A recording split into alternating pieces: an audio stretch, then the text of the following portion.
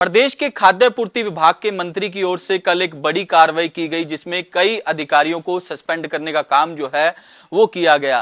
खाद्य पूर्ति विभाग के मंत्री राजेश नागर कल उकलाना पहुंचे थे, जिन्हें लगातार शिकायतें मिल रही थी कि विभाग के अधिकारी जो हैं वो गेहूं में पानी मिलाने का काम कर रहे हैं। इस वक्त हमारे साथ खाद्य पूर्ति विभाग के मंत्री राजेश नागर जी मौजूद है। सर, लगातार आप प्रदेश के दौरों पर है, कल उकलाना मंडी में आप गए, एक बड़ी कार्रवाई जो है आपकी ओर से की गई।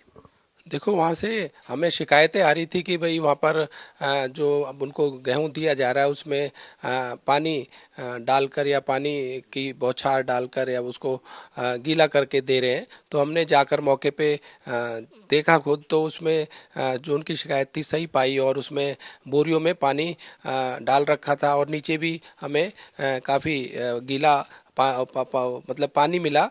उस वजह से हमने जो है उसके इंस्पेक्टर जो है हमने उनसे बात की, तो वो सही जवाब नहीं दे पाया और उसको हमने वहाँ पर तुरंत ही हमने उसको सस्पेंड कर दिया। उसके साथ साथ 3 और अधिकारियों पे कार्रवाई की गई और तीनों को भी सस्पेंड कर दिया गया है। तो बताया जा रहा है कि सर अंदर समर्सिबल बल लगाया हुआ था, एक जिस तरीके से अंदर समर्सिबल फिट किया होता है उसके माध्यम से पानी जो है वो अंदर गेहूं के बोरियों के अंदर गिरा जा रहा था। हाँ, एक सबमर्सिबल भी हमें वहाँ पर मिला, उससे ही पानी पाइप से वो उसमें बोरियों पे डालते थे और ये शिकायत पहले भी कई बार आई। तो हमें जो कल मैं वहाँ पर जो गया तो ये सही पाया गया और इसी के तहत हमने ये कार्रवाई की। तो सर, जिस तरीके से गेहूं के अंदर पानी मिलाया जा रहा था, तो डिपो संचालकों की ओर से शिकायत मिल रही थी या पब्लिक की ओर से आपको शिकायतें इस तरीके की भेजी जा रही थी? डिपो होल्डर की तरफ से शिकायत मिल रही थी कि भाई हमें जो गेहूं मिल रहा है वो गीला और उसमें पानी मिलाकर ये दे रहे हैं। ऐसा भी कुछ किया जाएगा? सस्पेंड तो चलो आपने कर ही दिया, जो गेहूं लगातार खराब किया जा रहा था, क्या उनकी जो सैलरी है उसमें से रिकवर किया जाएगा? आप इस तरीके के आदेश देते हैं सर? देखो, अभी इसमें अधिकारियों से बात करेंगे और जांच में जो भी पाया जाएगा उसके बाद ही हम कार्रवाई कर पाएंगे।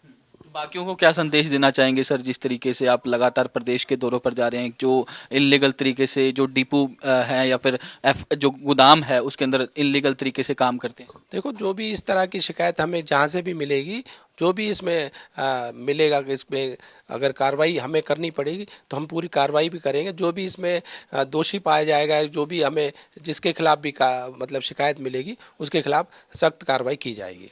नूह से भी मामला सामने आया है कि नूह में एक जो डिपो संचालक है उसकी ओर से मारपीट की गई, तो इस तरीके की पुलिस को भी शिकायत की गई है। मामला संज्ञान में आने पर क्या कार्रवाई रहेगी?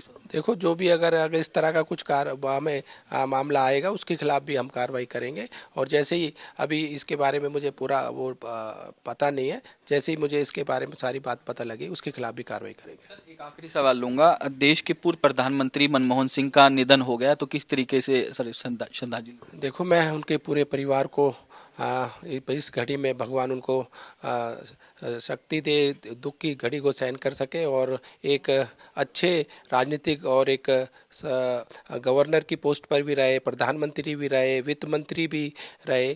तो एक बहुत बड़ी क्षति हमारे भारत को है उनके जाने से। हमसे बातचीत करने के लिए। तो हरियाणा के मंत्री राजेश नागर है, जिन्होंने पूर्व प्रधानमंत्री मनमोहन सिंह को श्रद्धांजलि भी दी है और साथ ही साथ कहा है कि जो भी इनलीगल तरीके से डिपार्टमेंट में काम करेगा उसके खिलाफ सख्त कार्रवाई करने की बात जो है इनकी ओर से कही गई है।